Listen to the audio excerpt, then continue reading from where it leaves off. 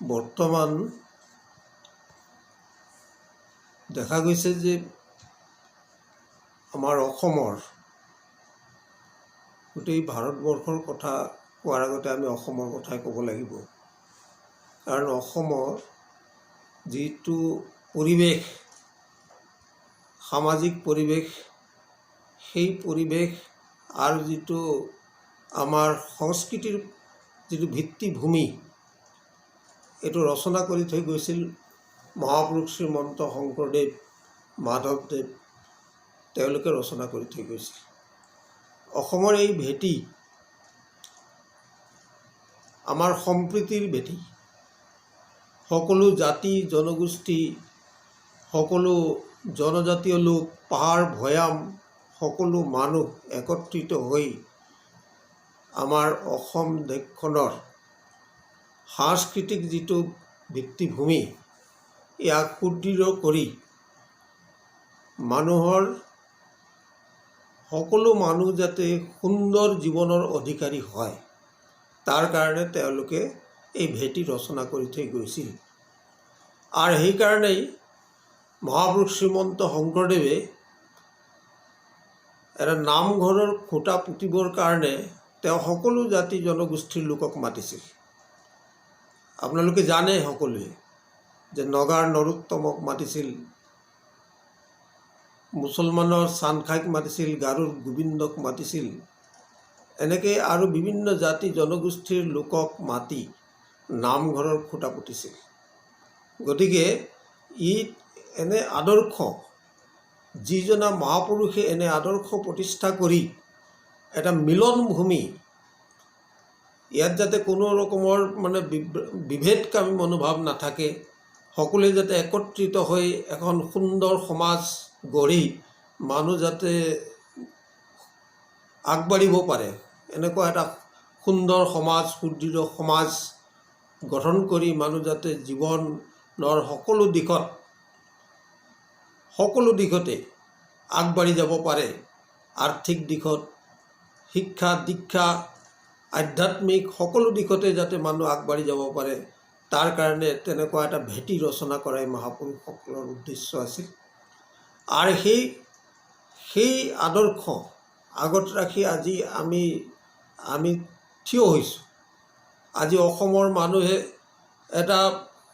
এনেকুৱা এটা কালচাৰ, এনেকুৱা এটা সংস্কৃতিৰ মাজত, এনেকুৱা এটা সংস্কৃতিৰ ভেটিৰ ওপৰত থিয় হৈ আছে, যিটো কোনো মানুহে, আনকি আপোনালোকে যদি ভালকৈ চায় তেনেহ'লে পৃথিৱীত এনেকুৱা এটা প্লেটফৰ্ম, এনেকুৱা এটা ভিত্তিভূমি গোটেই পৃথিৱীত নাই। এজন মহাপুৰুষক কেন্দ্ৰ কৰি এনেকুৱা এটা সংস্কৃতি গঢ় লৈ উঠা আমি তেনেকৈ দেখা নাপাওঁ। আছে বিভিন্ন সময়ত, বিভিন্ন ঠাইত, বিভিন্ন পশ্চিমীয়া দেশত বিভিন্ন তেনেকুৱা আছে, কিন্তু একে বাউণ্ডেৰীৰ ভিতৰত, এটা জিঅ'গ্ৰাফিকেল বাউণ্ডেৰীৰ ভিতৰত এনেকুৱা এটা কালচাৰ গ্ৰ' কৰা আমি খুব কম দেখিছোঁ। যি কি নহওক, আজি আমাৰ এইটো লজ্জাবোধ হয়, এনেকুৱা লাগে যে আমি ক'ত আহিছোঁ। বৰ্তমান ৰাজনৈতিক নেতাসকলে, কিছুমান ৰাজনৈতিক নেতাৰ মুখত শুনি মই বিশেষকৈ খুব লাজ পাইছোঁ যে মহাপুৰুষসকলক তেওঁলোকে সমালোচনা কৰিবলৈ আৰম্ভ কৰিছে। মহাপুৰুষ শংকৰদেৱ বা আমাৰ যিটো ধৰ্মীয় গ্ৰন্থ গীতা, ভাগৱত, আৰু যেনেকৈ হজৰত মহম্মদৰ ধৰ্মীয় গ্ৰন্থ তেওঁ দি থৈ গৈছিল কোৰাণ, যীশুখ্ৰীষ্টই ধৰ্মীয় গ্ৰন্থ দি থৈ গৈছে বাইবেল, এই গ্ৰন্থবিলাকৰ ভিতৰত কি লিখা আছে? ইয়াত কোনো ডিফাৰেঞ্চ বোলা বস্তুটো নাই। এই গ্ৰন্থবিলাকৰ ভিতৰত কোনো ডিফাৰেঞ্চেই নাই। ইমান সুন্দৰ প্ৰেমৰ বাণী, শান্তিৰ বাণী এইবিলাকত আছে, আৰু প্ৰত্যেকজন মানুহে ইজনে ইজনক কাকো ঘৃণা কৰিব নালাগে, এই কথাবিলাক তাত লিপিবদ্ধ হৈ আছে। গতিকে এইবিলাক কথা যদি কোনোবাই যদি সমালোচনা কৰিবলৈ যায়, তাৰমানে বুজিব লাগিব যে সেই মহাপুৰুষসকলৰ ওপৰৰ মহাপুৰুষ, তেওঁ সেই মহাপুৰুষসকলক এজন যদি ইউনিভাৰ্চিটিৰ এজন যদি টিচাৰক যদি কোনোবা এজন প্ৰফেচাৰক যদি কোনোবা এজনে পঢ়াবলৈ যায় তেতিয়াহ'লে ইউনিভাৰ্চিটিৰ ওপৰত যাব লাগিব। ঠিক তেনেকৈ মহাপুৰুষসকলক কথা ক'বলৈ মহাপুৰুষসকলৰ কথা ক'বলৈ হ'লে সেই মহাপুৰুষজনাতকৈ তেওঁৰ জ্ঞানটো বেছি হ'ব লাগিব। আৰু গীতা ভাগৱতৰ কথা আজি মহাপুৰুষ শংকৰদেৱে যিমানখিনি ব্যাখ্যা দিছে, আৰু সেইজন মহাপুৰুষ শ্ৰীমন্ত শংকৰদেৱ সকলো জাতি জনগোষ্ঠীক একেলগ কৰি পেলাই সমাজখনক সুদৃঢ় কৰি আগবঢ়াই লৈ যাবৰ কাৰণে বিচাৰিছিল। কিন্তু আজিৰ আমাৰ ৰাজনৈতিক কিছুমান নেতাই নিজৰ ৰাজনৈতিক মুনাফা আদায়ৰ কাৰণে মহাপুৰুষসকলক সমালোচনা কৰিবলৈ আৰম্ভ কৰিছে। আৰু ধৰ্ম মানে এইটো নহয়, ধৰ্ম আৰু ধৰ্মক লৈ পেলাই কোনো ৰাজনীতি কৰাটো উচিত নহয়। আজি বিভিন্ন ধৰ্মীয় লোক আছে। ধৰ্ম মানে মানুহৰ জীৱন আৰু বৃদ্ধি, মানুহ বাচি থাকিব লাগিব, আৰু সাংস্কৃতিকভাৱে বা অন্যান্য সামাজিক শিক্ষা দীক্ষা সকলো ফালৰ পৰা যাতে মানুহ উন্নত মানৰ হয়, আৰু ভৱিষ্যত যিটো জেনেৰেশ্যন সেই জেনেৰেশ্যন যাতে উন্নত জেনেৰেশ্যন হয়, তাৰ কাৰণে ধৰ্মীয় যিবিলাক নীতি শিক্ষা এইবিলাক মহাপুৰুষসকলে দিছে, আৰু সেই বস্তুটো মহাপুৰুষ শ্ৰীমন্ত শংকৰদেৱে অসমত দি থৈ গ'ল। কিন্তু আজি তাকে পাহৰি পেলাই মহাপুৰুষ শংকৰদেৱৰ কথা আমি সকলোৱে কৈ আছোঁ, কিন্তু কৰিবলৈ যাওঁতে আকৌ সাম্প্ৰদায়িকভাৱে কিয় তাক টানি লৈ যোৱা হৈছে, সম্প্ৰদায়গতভাৱে তাক বিভেদ সৃষ্টি কৰিবৰ কাৰণে কিয় টানি লৈ যোৱা হৈছে। মই এইবিলাক কথাত খুব চিন্তা কৰিবলগীয়া হৈছে, কাৰণ আমি যিটো ভেটিৰ ওপৰত থিয় হৈ পেলাই আজি আমি শিক্ষিত মানুহ বুলি আমি পৰিচয় দিছোঁ, আমি এটা ভাল কালচাৰ্ড মানুহ বুলি আমি পৰিচয় দিছোঁ, আৰু সেই ভিত্তিভূমিত আজি কুঠাৰ আঘাত সানিবৰ কাৰণে কিছুমান ৰাজনৈতিক নেতাই চেষ্টা কৰিছে। তেওঁলোকৰ নিজৰ ৰাজনৈতিক এই মুনাফাৰ কাৰণে সমাজৰ মানুহৰ মাজত আমাৰ এটা প্ৰদেশৰ এটা জাতীয় সত্তাৰ মাজত তেওঁলোকে বিভেদ সৃষ্টি কৰিবৰ কাৰণে চেষ্টা কৰিছে। এইটো খুব লজ্জাজনক বিষয়। গতিকে আপোনালোক সকলোৱে এই কথাবিলাক অলপ দকৈ চিন্তা কৰিব লাগিব। আৰু ইয়াৰ ভিতৰত এটা মূল কথাটো আছে যে ধৰ্মক লৈ পেলাই সম্প্ৰদায় নহয়, ধৰ্মক লৈ পেলাই সম্প্ৰদায় নহয়। মহাপুৰুষ শ্ৰীমন্ত শংকৰদেৱ আহিছিল, বা আমাৰ আৰ্য কৃষ্টিৰ বা হিন্দু পূৰ্ব যিসকল মহাপুৰুষ আহিছে, বা হজৰত মহম্মদ আহিছে, বা যীশুখ্ৰীষ্ট আহিছে। হজৰত মহম্মদ অহাৰ আগতে কোনো ইয়াতে মুছলমান বোলা শব্দটো নাছিলে, মুছলমান ধৰ্ম বুলি কোনো কথা নাছিল, বা যীশুখ্ৰীষ্ট অহাৰ আগতে কোনো খ্ৰীষ্টান ধৰ্ম বুলি কোনো কথা নাছিল। তেওঁলোক আহিছে, তেওঁলোকে মানুহৰ সেই শান্তিৰ বাণী প্ৰেমৰ বাণী মানুহক শিক্ষা দিবৰ কাৰণে, সেইখিনি কথা ক'বৰ কাৰণে, মানুহক বচাবৰ কাৰণে তেওঁলোক আহিছিল। আৰু তাকে লৈ পেলাই সেইজন মহাপুৰুষক কেন্দ্ৰ কৰি লৈ পেলাই পিছত কিছুমান লোকে তেওঁলোকে এটা সম্প্ৰদায় সৃষ্টি কৰিলে। কিন্তু মহাপুৰুষসকলৰ মাজত কোনো ডিফাৰেঞ্চ নাই, বা মহাপুৰুষসকলৰ যিবিলাক নীতি শিক্ষা যিবিলাক ধৰ্মীয় যিবিলাক তেওঁলোকৰ বাণী তাৰ মাজত কোনো ডিফাৰেঞ্চেই নাই, কোনো বিভেদকামী মনোভাৱ নাই। এজনে আনজনক তেওঁলোকে ঘৃণা কৰাটোক তেওঁলোকে কেতিয়াও পচন্দ নকৰে, কাৰণ একেটাই বস্তু সকলোৱে মহাপুৰুষে দিছে। গতিকে আজি যিটো ছেকুলাৰিজিম বুলি কোৱা হয়, ভাৰতবৰ্ষ ধৰ্ম নিৰপেক্ষ ৰাষ্ট্ৰ, ভাৰতবৰ্ষ ধৰ্ম নিৰপেক্ষ ৰাষ্ট্ৰ। ভাৰতবৰ্ষ স্বাধীন হোৱাৰ আগতে তাৰপিছত যেতিয়া ভাৰতবৰ্ষ স্বাধীন হ'ল, হিন্দুস্তান পাকিস্তান হৈ গ'ল, তেতিয়া এটা ধৰ্মীয় ভাৱ লৈ পেলাই কিছু লোকে তেওঁলোকে এটা বেলেগ ৰাষ্ট্ৰ তৈয়াৰী কৰিলে, ভাৰত বিভাজন হৈ গ'ল। কিন্তু ভাৰতবৰ্ষৰ যিটো পৰিৱেশ থাকি গ'ল, ইয়াতে হিন্দু মুছলিম সকলো জাতিৰ মানুহ একত্ৰিত হৈ মিলাপ্ৰীতিত বসবাস কৰিছিল। তেওঁলোকে বেছিভাগ মানুহেই পাকিস্তানলৈ যাবলৈ তেওঁলোকে ইচ্ছা নকৰিল। তেতিয়া ভাৰতবৰ্ষৰ সংবিধান এনেকুৱাকৈ ৰচনা কৰা হ'ল যে আমি যাতে যিসকল মানুহ ইয়াত আছোঁ আমি সকলো মানুহ একেলগ হৈ থাকিব লাগিব, মিলাপ্ৰীতিৰে থাকিব লাগিব, এটা সুন্দৰ শান্তিকামী ৰাষ্ট্ৰ হিচাপে, কল্যাণকৰ ৰাষ্ট্ৰ হিচাপে ভাৰতবৰ্ষক পৰিচয় দিব লাগিব। তাৰ কাৰণে এনেকুৱা এটা সংবিধান ৰচনা হ'ল য'ত ধৰ্ম নিৰপেক্ষ শব্দটো তাৰ মাজত দিয়া হ'ল।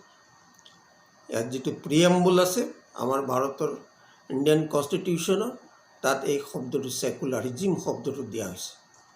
ছেকুলাৰিজিম মানে ধৰ্ম নিৰপেক্ষ কোৱা হয়, অনুবাদকসকলে এইটো কয়, কিন্তু মই যিটো বুজি পাওঁ যে ছেকুলাৰিজিম মানে কোনো ছেক্টেৰিয়ান কনফ্লিক্ট থাকিব নালাগে, কোনো গোষ্ঠীগত কনফ্লিক্ট থাকিব নালাগে, তাকে ছেকুলাৰিজিম বুলি কয়। ধৰ্ম যদি এটাই হয়, সকলো মহাপুৰুষে ধৰ্মৰ কথা কৈছে, ধৰ্ম একেই হয়, মানুহৰ ধৰ্ম এটাই, মানুহ বাচি থাকিব লাগিব, মানুহ জীৱন আৰু বৃদ্ধিত আগবাঢ়িব লাগিব, জ্ঞান অৰ্জন কৰিব লাগিব, মানুহৰ যিটো সুন্দৰ জীৱনৰ অধিকাৰী হোৱাৰ যিবিলাক নীতি বিধি আছে সেইখিনিকে ধৰ্ম বুলি কয়। তেতিয়াহ'লে সকলো মহাপুৰুষে একেই কথা কৈছে। সকলো মহাপুৰুষৰ উদ্দেশ্য হ'ল মানুহক আগবঢ়াই লৈ যোৱা, সকলো দিশৰ পৰা উন্নত কৰি লৈ যোৱা। তেতিয়াহ'লে ধৰ্ম বোলা বস্তুটো এক। আৰু আমি কথাই প্ৰতি আমি কৈ আছোঁ যে ধৰ্ম এক, ঈশ্বৰ এক। যদি ধৰ্ম এক হয়, ঈশ্বৰ এক হয়, তেনেহ'লে ধৰ্ম নিৰপেক্ষ শব্দটোৱে কি বুজায়? ধৰ্ম নিৰপেক্ষ শব্দটোৱে এইটোৱে বুজায়, এইটোৱে ক'বলৈ অনুবাদকসকলে এইটো কৈছে যে ছেকুলাৰিজিম মানে ধৰ্ম নিৰপেক্ষ মানে এইটো বুজাবলৈ গৈছে নেকি যে বহুত ধৰ্ম আছে? বহুত ধৰ্ম নহয়, ধৰ্ম এক, ঈশ্বৰ এক। যদি ধৰ্ম এক হয়, ঈশ্বৰ এক হয়, তেতিয়াহ'লে এইটোৱে আমি বুজিব লাগিব যে ধৰ্ম নিৰপেক্ষ শব্দটো একচুৱেলি ছেকুলাৰিজিমৰ মিনিংটো আনিব পৰা নাই। তেতিয়াহ'লে ছেকুলাৰিজিম মানে ছেক্টেৰিয়ান কনফ্লিক্ট যাতে হ'ব নোৱাৰে, তাৰ কাৰণে ছেকুলাৰিজিম শব্দটো ব্যৱহাৰ কৰা হৈছে। এইটো ছেকশ্যনৰ লগত সিটো ছেকশ্যনৰ যাতে কোনো কনফ্লিক্ট নহয়। কিন্তু ধৰ্ম বোলা বস্তুটোতো ছেকশ্যন নহয়, ধৰ্ম বোলা বস্তুটোতো সম্প্ৰদায় নুবুজায়। ধৰ্ম সম্প্ৰদায়ৰ ওপৰত সদায় ধৰ্ম মানুহৰ মহাপুৰুষৰ লগত জড়িত, মহাপুৰুষৰ আদৰ্শৰ লগত জড়িত। সম্প্ৰদায় বেলেগ বস্তু। আৰু সেইকাৰণে সম্প্ৰদায় শব্দটো সুমুৱাই দিয়ে। যদি আমি ইয়াৰ সমাধান বিচাৰোঁ, তেতিয়াহ'লে সম্প্ৰদায় নিৰপেক্ষ কৰিব লাগে। আৰু আমাৰ গুৰুজনাই এই কথাই কৈছে, গতিকে সম্প্ৰদায় নিৰপেক্ষ হ'ব লাগে। সম্প্ৰদায় নিৰপেক্ষ, ধৰ্ম নিৰপেক্ষ শব্দটো প্ৰকৃততাৰ অৰ্থটোক আনিব পৰা নাই।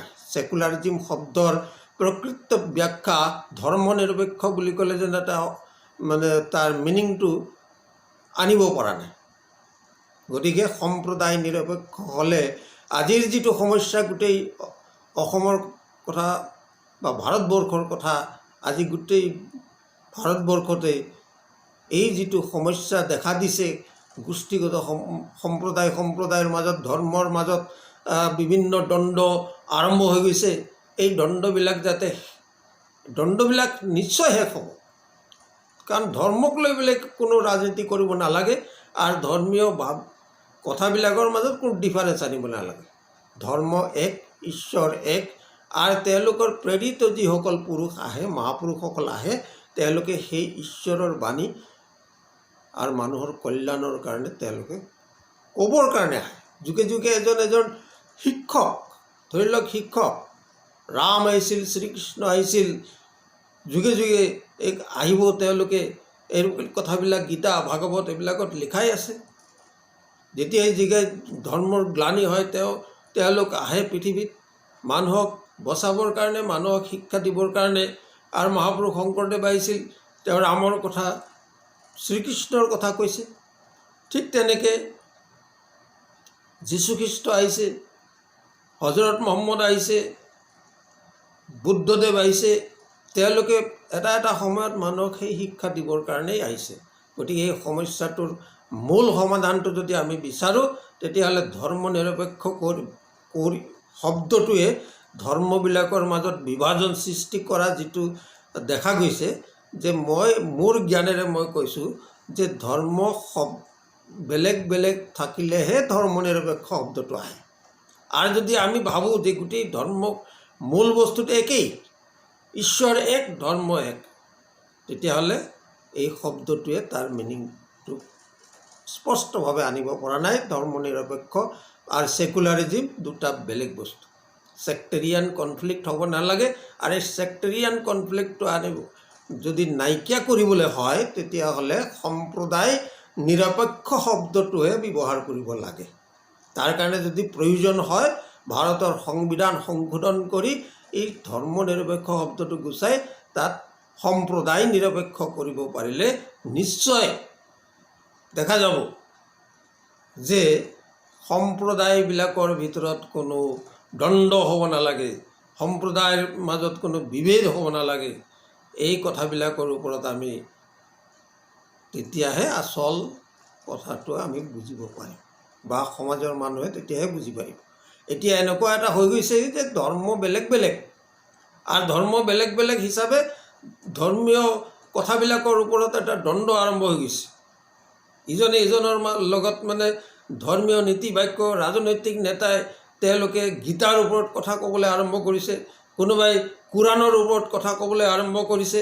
তেওঁ গীতাৰ কেইটা কথা জানে বা গীতাৰ ব্যাখ্যা সম্পৰ্কে তেওঁলোকে সমস্ত জ্ঞান অধিকাৰ কৰি পেলাই মহাপুৰুষ শংকৰদেৱে সকলো জাতি জনগোষ্ঠীক একত্ৰিত কৰিবৰ কাৰণে চেষ্টা কৰিছিল। আৰু আজিৰ নেতাসকলে তেওঁলোকে মহাপুৰুষ শংকৰদেৱৰ ওপৰত কথা ক'বলৈ গৈছে, আৰু তেওঁলোকে যীশুখ্ৰীষ্টৰ ওপৰত, হজৰত মহম্মদৰ ওপৰত কথা ক'বলৈ গৈছে। তেওঁলোক পৰম জ্ঞানী আছিল, মানুহৰ ভূত ভৱিষ্যত সকলো কথা তেওঁলোকৰ জীৱনত আমি দেখিছোঁ। তেওঁলোকে পৰম দৰদী, মানুহৰ কাৰণে তেওঁলোকে নিজৰ জীৱন উৎসৰ্গা কৰিছে।